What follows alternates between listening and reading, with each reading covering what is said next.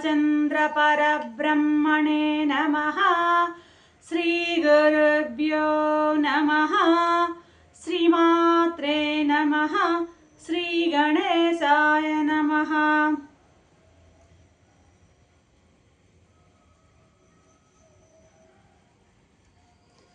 ప్రియాత్మ బంధువులారా, యోగ వాసిష్టం నిర్మాణ ప్రకరణము 583వ భాగం చూడాల సికిధ్వజునికి బోధిస్తోంది. రాజా, ప్రపంచంలో దేన్నైనా సరే నీవు నేను అని చూడవు, నాది అని చూస్తావు. నాది అనే భావంతోనే చూస్తావు కానీ నేను అని చూడవు. ఫర్ ఎగ్జాంపుల్, ఇక్కడ కనపడేటువంటి ప్రతి వస్తువుని ఇది నాది, ఇది నాది, చెయ్యి నాది, గాజు నాది, నాది నాది నాది అని చూస్తావే కానీ నేను అని చూసేటువంటి ఇది నీకు లేదు. కాబట్టి నాది అని చూస్తున్నప్పుడు నువ్వు వాటిని వదిలేయడం సులభం. కానీ నువ్వు ఎంత ప్రయత్నించినా సరే వదలలేని పదార్థం ఒకటి ఉందయ్యా. అదేంటంటే నీ దేహం, నీ ఇంద్రియాలు, నీ ప్రాణం, నీ మనస్సు. ఎందుకంటే వీటిలో నువ్వు ఆత్మ అని ఏకమైపోయావు. దేహాత్మ అనుకున్నావు, ప్రాణాత్మ అనుకున్నావు, ఇంద్రియాత్మ అనుకున్నావు, ఆ విధంగా నువ్వు ఆత్మ అని ఏకం అయిపోయావు. ఆత్మ అనుకున్నా పర్వాలేదు, నీకు ఈ ఆత్మ అనుకోవడం వలన ఏమేర్పడిందంటే ఒక అవినాభావ సంబంధాన్ని ఏర్పరచుకున్నావు గట్టిగా. అది ఎక్కడ డిసైడింగ్ ఫ్యాక్టర్ అన్నమాట. ఇప్పుడు దాన్ని ఇక్కడ వదలలేకపోతున్నావు. వదిలేయడం అంటే ఏంటి? ఇంకా వీటన్నిటిని వదిలేయడం అంటే ఏంటంటే ఇంక మరణమే. శరీరము, మనస్సు, ప్రాణము, ఇంద్రియాలు నేను కాదనుకోవడం అంటే ఏంటి అర్థం? ఇక మరణం అన్నమాట, అంతే కదా. మరణంలోనే వదిలేస్తాం. మరణించేటప్పుడు మనం వదలాల్సిన పని లేదు, అవే మనం వదిలిపోతాయి. అయితే బతికుండంగానే వదలాలి అన్నది ఇక్కడ భావం అన్నమాట. చస్తే వదలడం అది న్యాచురల్గా జరిగేదే. చస్తే వదలడం ఏమవుతుందంటే బంధం. అది బతికుండంగానే వదలడం మోక్షం. అర్థమైందా? బతికుండంగానే ఆ మనస్సు, ప్రాణము, ఇంద్రియాలు వాటి గురించి వాటిని ఆ నేను అనేటువంటి ఆ భావాన్ని వదిలేయడము అదేనయ్యా మోక్షము. వీటిలో ఎంతో తేడా ఉంది మోక్షంకి ఆ యొక్క మరణానికి. అసలు నువ్వు నేను అన్నావు, నేను అన్ని త్యాగం చేశాను అన్నావు నిన్న. అసలు త్యాగం అనే మాట నీకు అర్థం తెలుసా? సర్వత్యాగం అనేది దేన్నయ్యా నువ్వు త్యాగం చేస్తావు? ఏంటి నేను త్యాగం చేశాను అంటావు? దేన్ని చేస్తావు? దేన్ని త్యాగం చేయడానికి ఏది నీది? దేన్ని వదిలానంటున్నావు నువ్వు? రాజ్యాన్నా?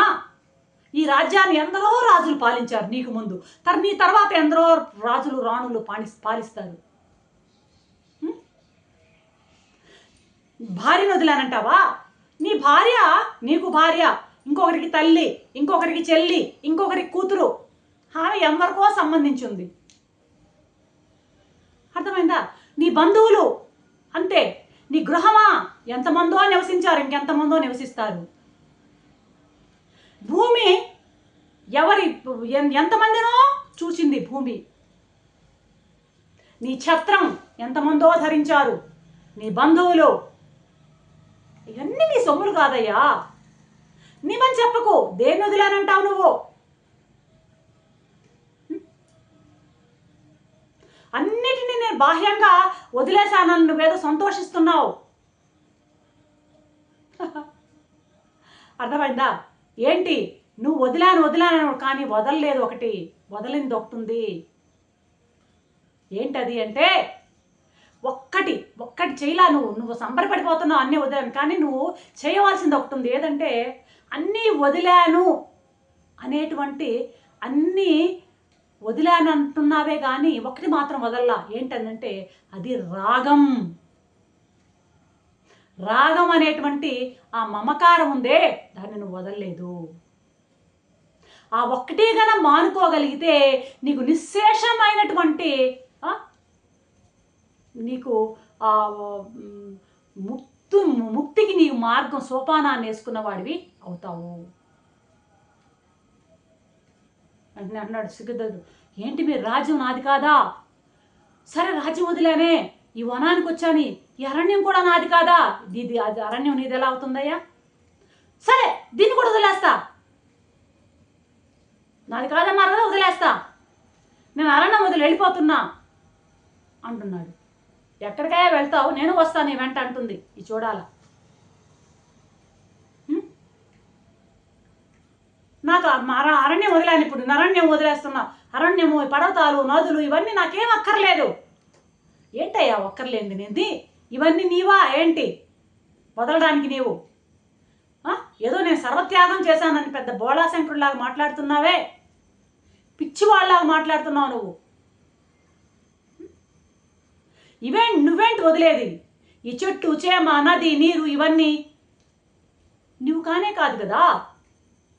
నువ్వు చూస్తే కనిపిస్తున్నాయి అవి, నువ్వు చూడకపోతే కనిపించవు. అంటే వీటి మీద నీకు ఏం హక్కు ఉందని నేను వీటిని వదిలేనంటున్నావు? నీకున్న ధర్మాలు ఏవైతున్నాయో వాటిని వదులు, అంతేగాని వేరే వాటి ధర్మాలను నేను వదులుతాను అనడం ఏమాత్రం సబబు? అవి కాదయ్యా నువ్వు వదలాల్సింది. నువ్వు అనుకుంటున్నది సర్వత్యాగం కాదు. ఇంతవరకు నీవు వదులుకోనటువంటి ఒక పదార్థం ఉన్నది. అది నేను చెప్తాను చూడు, అది ఏంటో. నేను ఇంత పూర్వం కూడా ఒకసారి చెప్పాను నీకు ఇది, అయినా ఇప్పుడు మళ్ళీ చెప్తున్నాను అంటూ సస్పెన్స్లో ఆపింది. చూడాలా రేపటి ఎపిసోడ్లో ఏం చెప్తుందో చూద్దాం. అంతవరకు సెలవు. సర్వం శ్రీరామచంద్ర చరణారవిందార్పణం. ఓం శాంతి శాంతి శాంతి.